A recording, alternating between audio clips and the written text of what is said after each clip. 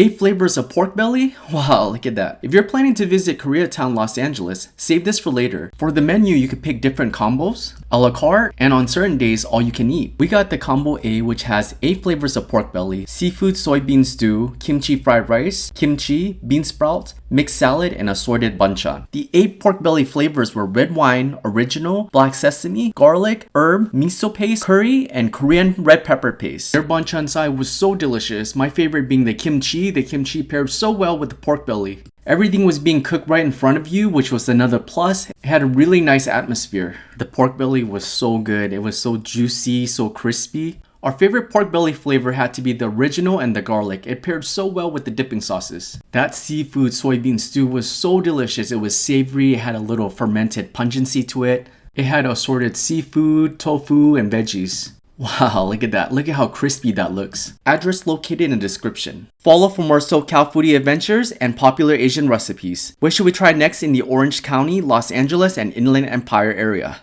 Wow, look at that.